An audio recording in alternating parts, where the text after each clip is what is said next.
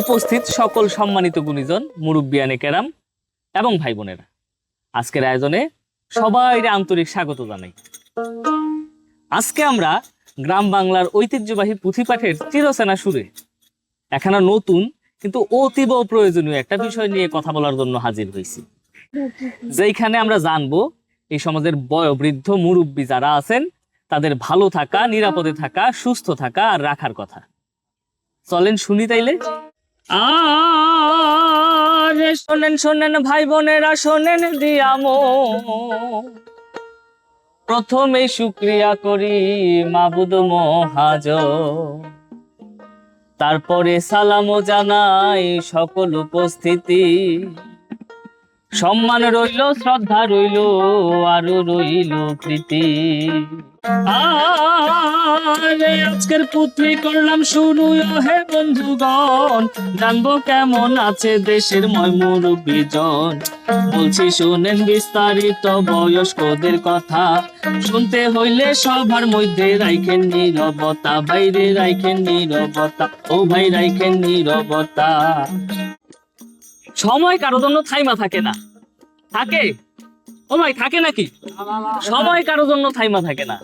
শৈশব কৈশোর পার হইয়া আমগো সবাই রে একদিন বৃদ্ধ হইয়া যাইতে হয়। জীবনের শেষ প্রান্তে আইসা যখন আমাদের শরীর আর মন ভাঙা পড়ে, তখন কেমন কাটে আমাদের আশেপাশের ময় মুরব্বীদের জীবন? কখনো কি আমরা জানার চেষ্টা করছি? কখনো বোঝার চেষ্টা করছি? চলেন তাইলে আজকে একটু অন্তত বোঝার চেষ্টা করি। আরে শোনেন ভাই, বয়স্ক মানুষ আছেন যারা দেশে, নানান জটিলতায় ভোগেন জীবনের শেষে। 60 কিংবা তারও বেশি বয়স হলো যাদের, বৃদ্ধ প্রবীণ মুরব্বী বলি আমরা তাহাদের।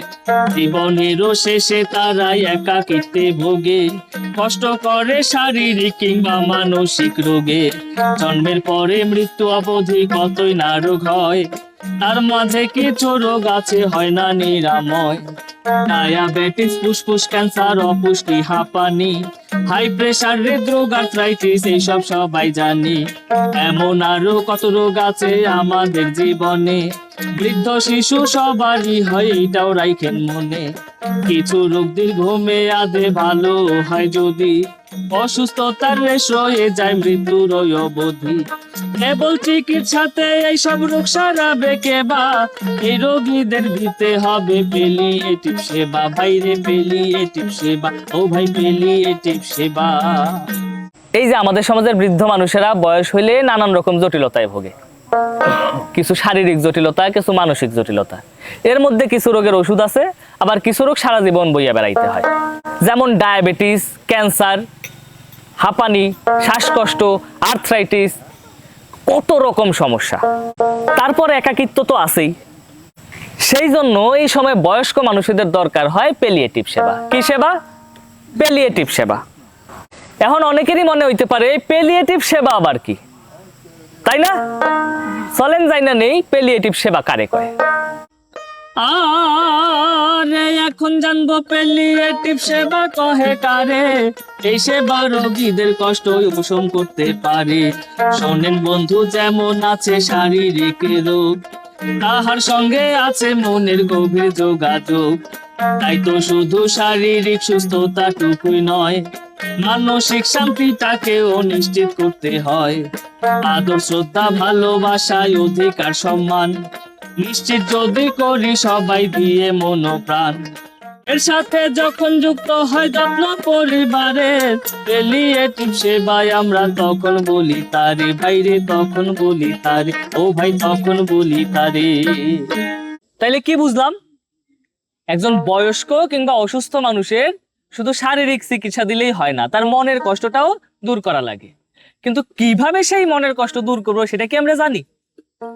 শোনেন, সবাই মিল্লা যখন ওই বয়স্ক বা অসুস্থ মানুষটার মূল্য দিব, সম্মান করব, শ্রদ্ধা করব, তখনই তার মনের কষ্ট দূর হয়ে যাইব না? এই যে শারীরিক সুস্থতার লগে মনের, সমাজের আর পরিবারের একটা মেলবন্ধন, এইটারই কয় পেলিয়েটিভ সেবা। কি সেবা? পেলিয়েটিভ সেবা। এখন এই যে পরিবার, সমাজ আর রাষ্ট্রের কথা কইলাম, এদের কি কাজ?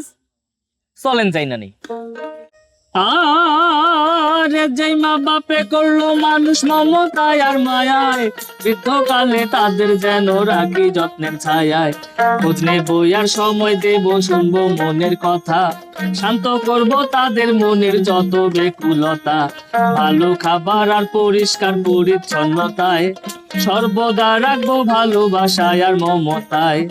পিতা মাতার ভরণ পোষণ আইনের অধিকার নিশ্চিত করব না তো কোনো অবিচার, বাইরে কোনো অবিচার, বাইরে কোনো অবিচার।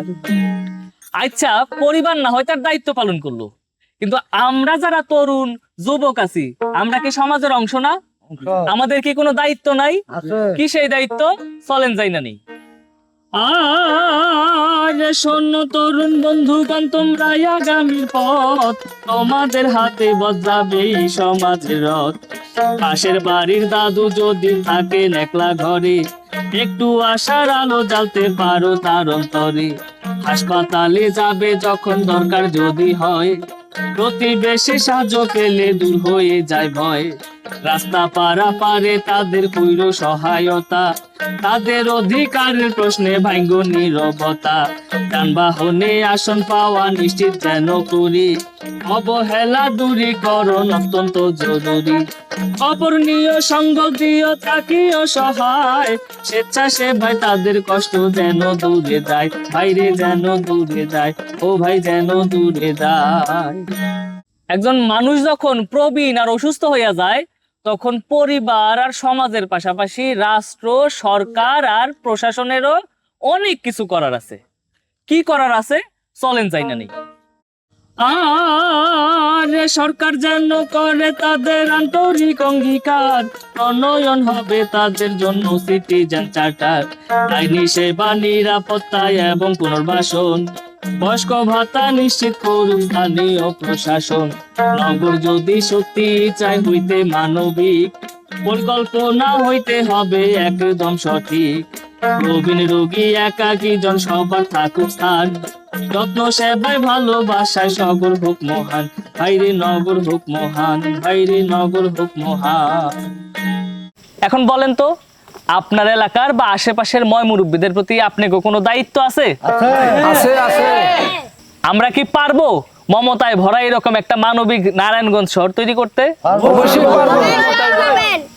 কেমন হবে তাইলে আমাদের সেই মানবিক শহর? মমতাময়ী নারায়ণগঞ্জ।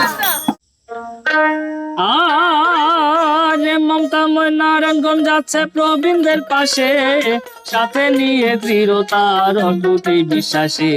মসজিদ, মন্দির, স্কুল, কলেজ, ক্লাব আরো সংগঠন, সবাই মিলে করি যেন মানব সেবার পথ। ব্যবসায়ী, শিক্ষক, সাংবাদিক, সাংস্কৃতিক পরিবার, মানবিক এই আন্দোলনে সবে হই একাকার, ভাইরে সবে হই একাকার, ও ভাই সবে হই একাকার। করজোরে সবার কাছে জানিয়ে মিনতি, শেষ করিলাম মমতাময় নারায়ণগঞ্জের পুঁথি।